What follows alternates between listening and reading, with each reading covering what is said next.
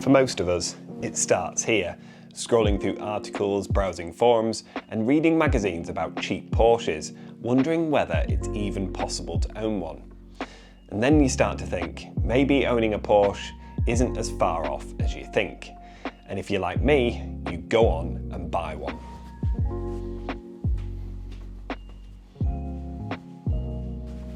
It didn't take long after finding out these cars were quite affordable before I started to look on Auto Trader at models nearby.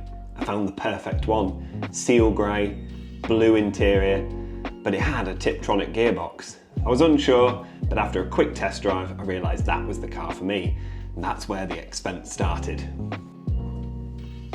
I bought the car back in July 2020 for the price of just £14,000. Seems like a lot, but bearing in mind this car only had 51,000 miles on it, seemed like a great deal at the time. So £14,000, it seems like quite a lot of money for such an old car, but it hadn't done many miles and prices have fluctuated since then, but 14 grand was a decent price at the time. Only 4 years prior to that, with around 6,000 less miles, the car sold for 17 grand. Just shows how little money these cars lose over time.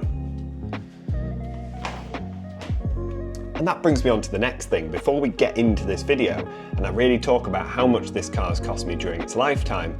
It's one thing to bear in mind, these cars do not depreciate, and if they do, it's only by a very, very small amount.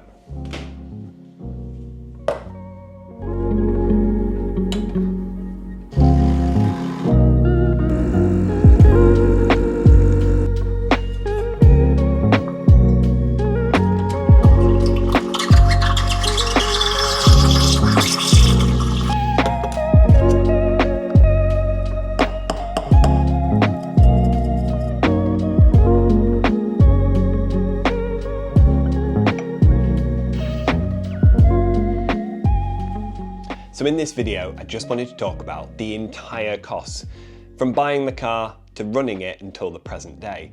How much has my 2006 Porsche Cayman cost me? I think a lot of you are going to be surprised. So the first thing that I did, and I recommend anyone to do when they buy a used car, is of course take it to your favourite independent specialist, whichever garage you feel confident using. Take it there for an inspection. It's exactly what I did. Although it didn't help me, as you'll find out later on down the line, but it just shows how progressive some of these issues are and how quickly they can creep up on you. So I took the car to my specialist. It cost 36 quid just to have a quick used car check over, make sure everything was fine, make sure the car was as it was described. Everything came back fine, although he did notice there was a gearbox oil leak.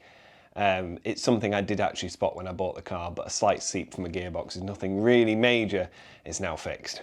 He also suggested the rear brakes needed stripping and cleaning, but again, this is a used car and I didn't pay a ton of money for it, so I wasn't concerned by those two things either. I had a full year's MOT on it, so I was just going to get through that. The following month, however, after looking through the service history, I did decide to get the car serviced. These cars run on a 2-year service cycle and I wasn't really confident in leaving it for 2 years. So I decided if I get it serviced when I've got it, at least I know I'm good for another year. And due to some smoke pouring out of the exhaust, which we obviously now know it was engine failure, it was bore scoring, I decided to change the air oil separator. This is the first thing that anyone will tell you to do when you notice smoke coming out of your Porsche, and it's not the problem. It might be sometimes, it certainly wasn't for me, and I think in most cases people fit these in the hope that it's going to fix the car. It didn't. But anyway, I fitted a brand new one, as most people with bore scoring worries do. The total cost of that was £480, so for a full service at my independent, plus the air oil separator. Because of the gearbox leak, I then decided to take the car back the following month to have that leak sorted out, because I didn't want the seal failing and all the oil coming out, and the gearbox hadn't been serviced in its lifetime. The car has done 52,000 miles now and it really does need its gearbox looking at. These apparently are non-serviceable parts, but I do think it's recommended to change the oil in these Tiptronic boxes. It certainly improves the way it drives at least. I've discovered why it's probably something that most people don't do, because just to service the gearbox cost me £339. So it's not exactly cheap to service your gearbox. That was to replace the seal as well, which stopped the leaks. Next up was something that had just been annoying me for some time, and that's the sticky buttons on the radio. Anyone that's familiar with Porsches, or any Porsche from this era, I think even Ferrari suffer with it, is the buttons go all sticky and horrible. And I just thought, I know there are ways to clean them, but I'm going to replace them. And for the 2 volume knobs, it cost £22.66 at my local Porsche garage. They turned out to be the wrong parts, but that's beside the point. I still bought them. But then things took a turn for the worse. Many regular subscribers will know that this car did ultimately suffer with bore score. So let's head out in the car and I'll talk to you about exactly what they did and how much that cost.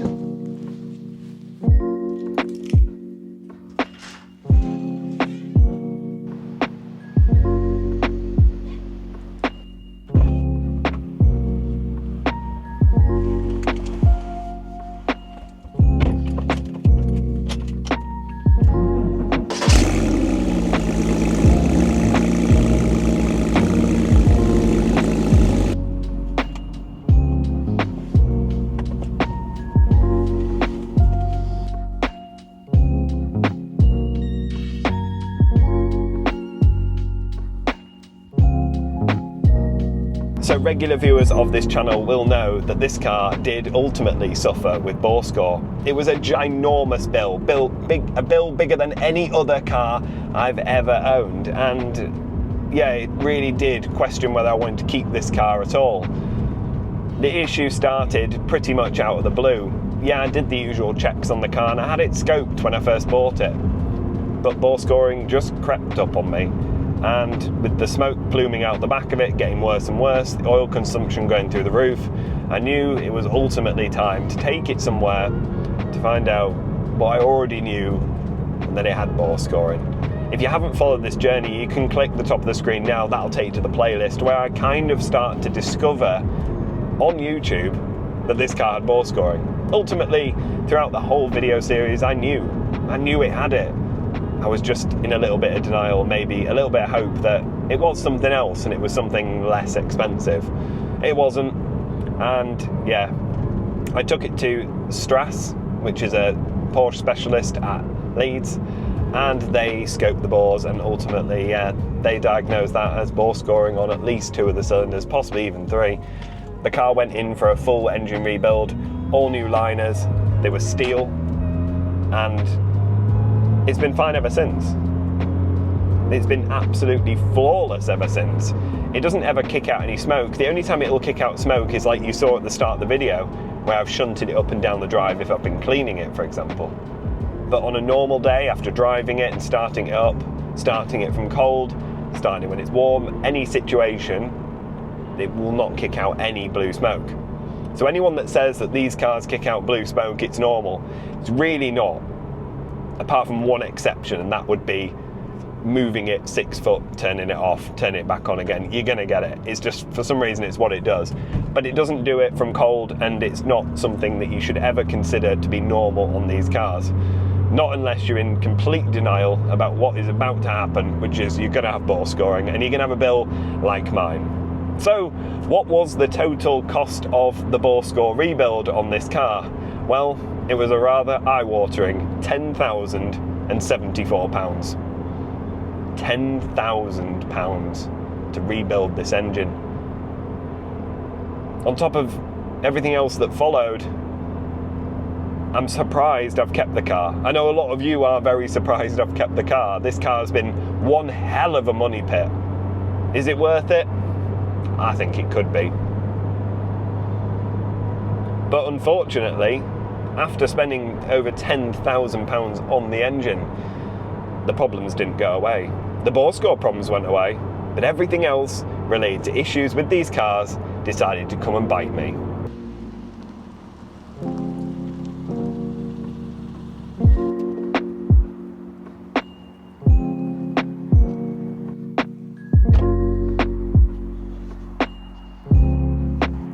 So next up was, unfortunately, a very common thing with these cars, Anyone that's done any research will know the coolant crossover pipes on these cars are extremely common to fail and ultimately leak, and you could end up with a breakdown. It's a very, very expensive job to fix. And unfortunately, after the rebuild, maybe 6 months later, guess what? They started to leak. It wasn't picked up on the rebuild, which I'm a little bit annoyed and surprised about. Maybe if they'd noticed that the pipes weren't great when they had the engine out, could have all been avoided or at least done at the same time. But yeah, coolant crossover pipes were next. The full set, front to back, all replaced at the cost of £1,290.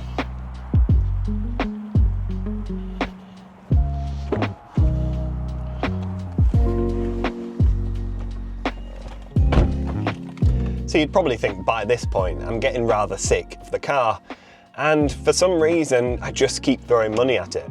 Maybe the engine rebuild, the coolant pipes, maybe that'll be it.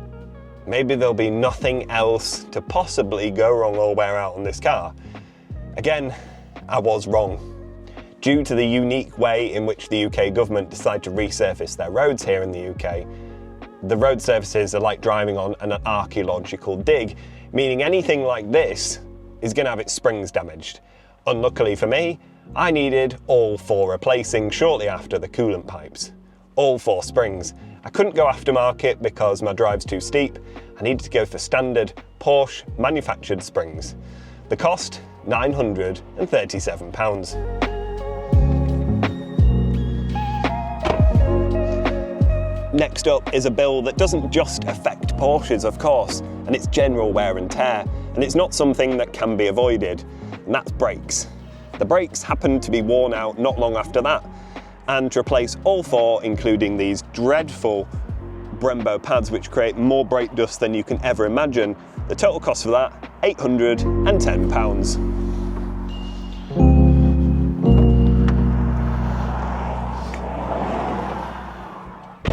Now, in no particular order, but I think it's worth mentioning, when you buy one of these cars, you need to bear in mind they're from 2006. There's no DAB radio, no auxiliary, no way of playing your phone through the speakers. So I did what every sensible person does and upgrade the head unit to a full Apple CarPlay unit. You can spend over £2,000 on one of these if you go to Porsche. I, on the other hand, saved a load of money and bought this AliExpress unit instead. It's absolutely fantastic, but it's still an extra bill, and it's something that I feel that you need, because if you don't have this, you're listening to Radio 1 all the time and no one wants to do that.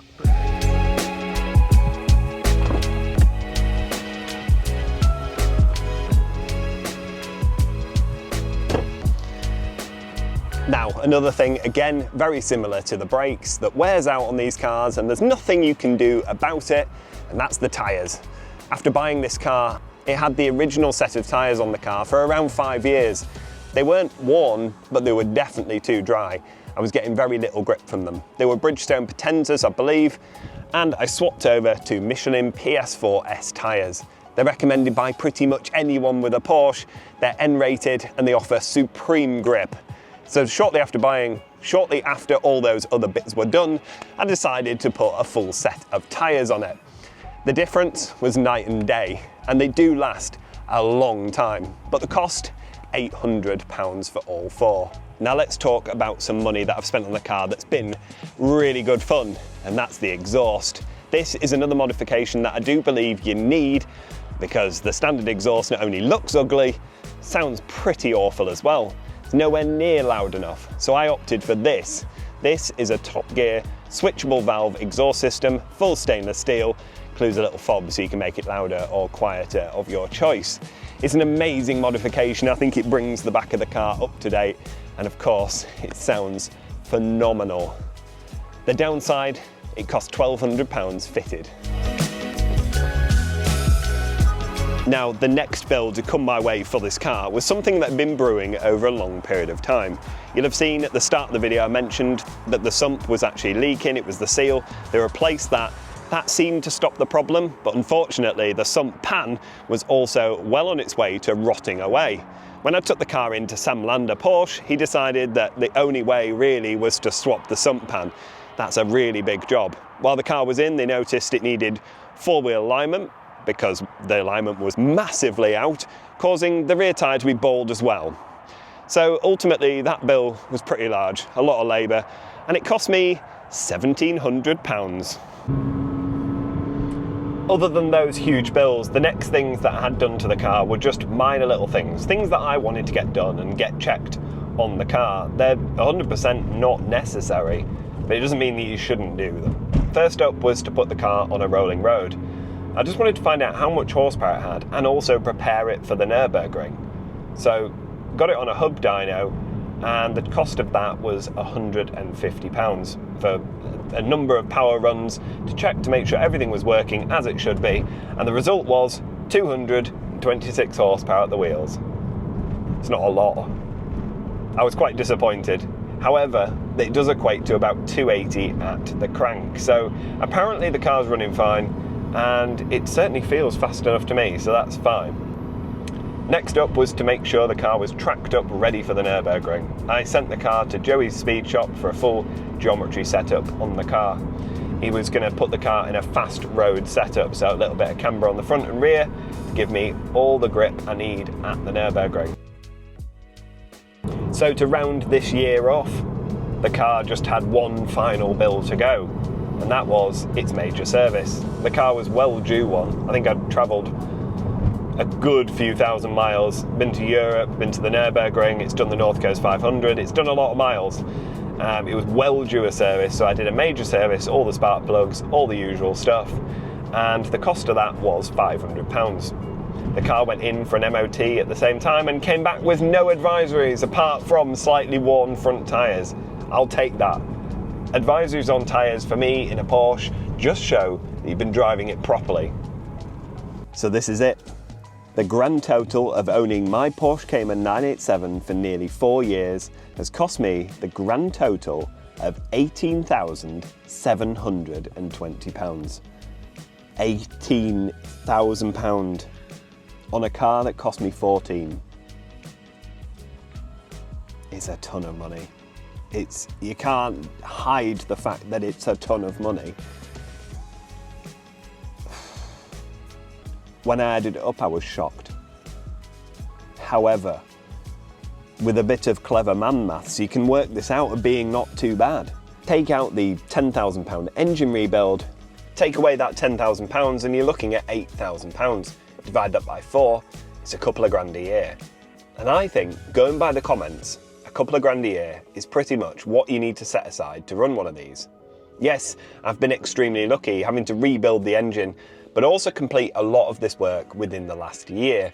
This car has had a very expensive 12 months. And in fact, mostly every bill I've mentioned in this video, bar the engine rebuild, has been done within the last year. So now this car should be pretty much perfect. But what's next for the car? Do I think it's going to have any more large bills like this in the future? Well, of course, it's a Porsche. It's never going to be cheap to run. But I think I've got away with doing most of the big jobs now. Most of the big things have been done within the last year, and now I'm hoping that it's just going to be general maintenance. That's not to say these cars are cheap to run. Brakes and tyres are always going to need to be done, and they're very expensive.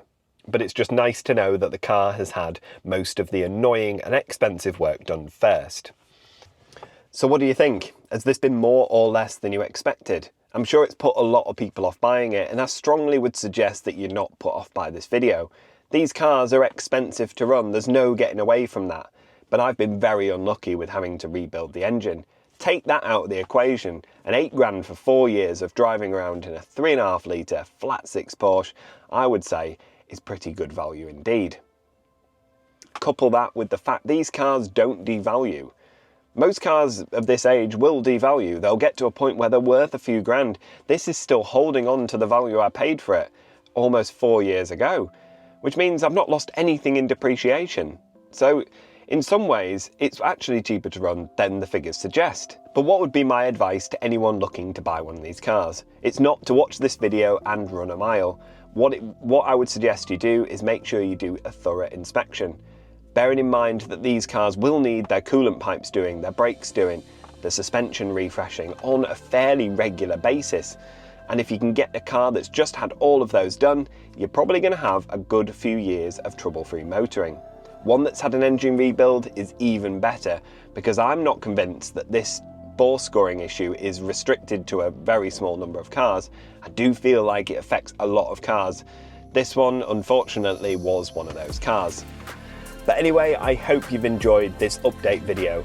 And if you have, and you want to see more content on my Porsche, make sure that I don't have any more ridiculous builds in the future, then please make sure to hit that thumbs up button and subscribe for plenty more videos like this one to come. Thank you so much for watching, and I'll see you next time. Bye.